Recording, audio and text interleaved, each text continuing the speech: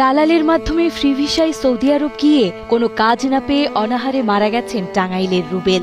দেশে থাকতে করতেন রং মিস্ত্রির কাজ।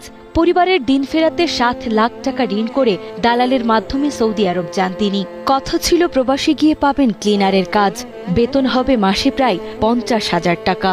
অথচ কোনো কাজ না পেয়ে রীতিমতো খাবারের অভাবে 1.5 মাসের মাথায় মারা যান রুবেল। হতভাগা এই প্রবাসীর মৃত্যুর পর দেশে থাকা পরিবারটি পড়েছে এখন চরম দুর্দশায়। একে তো স্বজন হারানোর শোক, তার উপর 7 লাখ টাকা ঋণের বোঝা। এখন দুবেলা দুমুঠো খাবার জোটাতে অন্যের বাড়ি বাড়ি গিয়ে হাত পাততে হচ্ছে তাদের। টাঙ্গাইল জেলার কালিহাতী উপজেলার দেওপুর গ্রামের বাসিন্দা রুবেল গত 16 নভেম্বর দালালের মাধ্যমে ফ্রি ভিসায় পাড়ি জমান সৌদি আরব। পরিবার জানায়, ক্লিনারের কাজের কথা বলে দেলদুয়ার উপজেলার পাথরাইল গ্রামের ফাতেমা দালালের সঙ্গে 7 লাখ টাকায় চুক্তি হয় রুবেলের। তবে সৌদি আরবে পৌঁছানোর পর কোনো কাজ না দিয়ে এক পর্যায়ে তার সঙ্গে যোগাযোগ বন্ধ করে দেয় দালাল চক্র।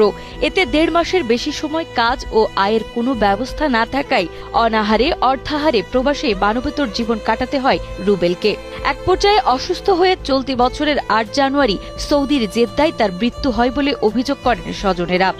ঘটনার পর দালাল ফাতেমার বাড়িতে গিয়ে তাকে পাওয়া যায়নি। তবে তার শাশুড়ি জানান, দীর্ঘদিন ধরে ফাতেমা তার বাবার বাড়িতে অবস্থান করছে। এদিকে ফাতেমার খোঁজ করতে গিয়ে পাওয়া যায় একই এলাকার আরও এক ভুক্তভোগীকে। এদিকে রুবেলের পরিবারের অভিযোগ, পরিকল্পিতভাবে তাকে ফেলে রেখে মৃত্যুর মুখে ঠেলে দেওয়া হয়েছে। তারা সরকারের কাছে রুবেলের মরদেহ দ্রুত দেশে ফিরিয়ে আনার দাবি জানিয়েছে। একই সঙ্গে পরিবারকে আর্থিক সহায়তা প্রদান এবং প্রতারক দালালের দৃষ্টান্তমূলক শাস্তির দাবি জানান তারা।